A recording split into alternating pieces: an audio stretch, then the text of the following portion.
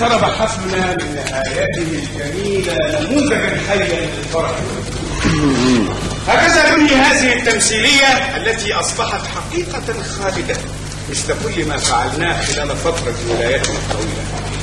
حديقتنا أزهرت وأينعت فيها زهور لم تعرفها أرض مصر من قبل. بلاستيك يا مولاي. أنا زرعتها بنفسي طبعا، ورويتها بعرقي وأقسم على ذلك بشرف. تفضل يا عم فإنك والله لن تفتحها عبثا. وأنت يا ربة الصون والعفاف لتعرفي أن أحفادك هم زراع كما هم أشعرين فتح. وأنت يا ابن يوسف ابعد عن بالك سمك الكامل.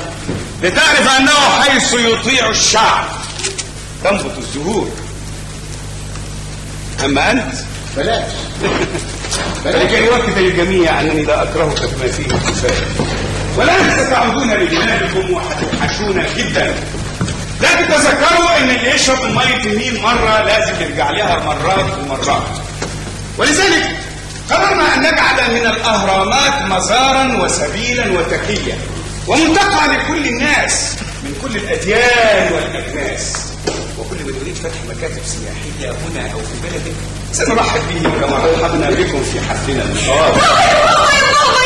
انكسري ولا تقاطعيني. الأمير يا بابا الأمير. أنا ضربته فخرج غضبان وبيهددك. بلاش دلع صغار، ونحن في نهاية حفلنا وبداية حكمة جديدة. يا بابا يا بابا ده قلبك هيطبعه فوق دماغك. يا بنتي نحن نحاول يا سادة أن نشهد العالم على ما نحن فيه من عدالة واستقرار. يا بابا يا حبيبي اسمعي بس يا بابا. بنتي خذي أنت أيضا تستحقين زهرة، هذه سميتها باسمك. سننتهي من المحاكمة ثم نتفرغ لأسباب سعادتنا ونبدأ عصر الشعوب العظيم. هيا احضر الولد المتهم بسرعة. حمضان اسحب متولي يا حمض. بابا حلف انه هيعمل ثورة عليه وراح يخرج المماليك والناس. ما تسمعي كلام ابوكي بقى يا بنتي بقى. بسرعة يا حمض.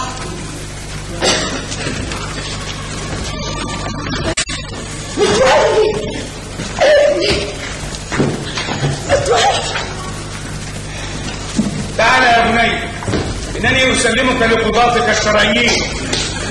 نعم هم شرعيون لأنهم دفعوا ثمن مناصبهم بأموال حلال معروفة المصرف.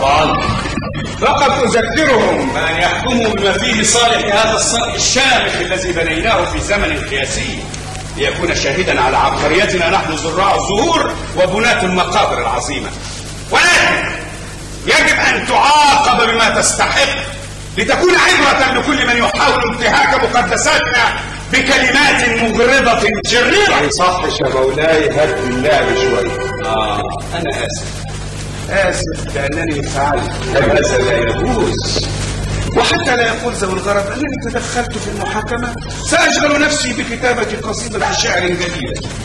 لا حرب بيك يغرس يا راسي، وأنا لا أملك حتى ظلي فوق أرض المعتمدة وتحت حواجر خيمك. لا أملك إلا أن أنصح بكلمات جوفاء ما تسيب لهمش الكرامة. ارفع أنت. بابا يا بابا ده حبيب بابا يا بابا حبيب شعر. أنا مش رايحة صوته ومش ممكن أكنشان يعلقوا على صدري. يا بنتي ده هيحطك في قلبي والله. هيا ولا تعطيني العدالة. من الآن نقيم أسس العدالة، وأذكركم يا سادة وأذكر نفسي بما جرت عليه العادة من تلاوة بعض ما أقره علماؤنا الأفاضل من أمثال الجاحظ والقاضي الفاضل الذين علمونا أن الله عز وجل من على الملوك وخصهم بحكمته وحكمهم بسلطانه حين حكمهم في البلاد وصور لهم أرض العباد.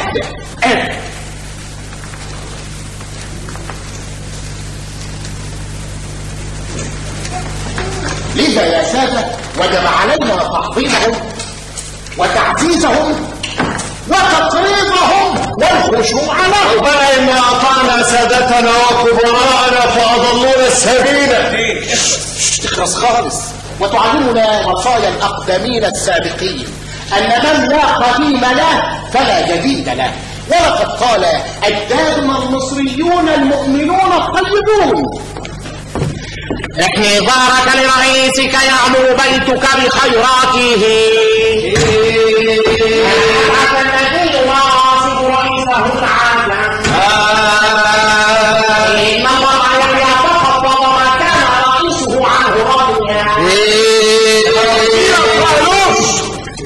لقد خلقت الرياح الأربعة ليتنفس الإنسان مثل أخيه الإنسان.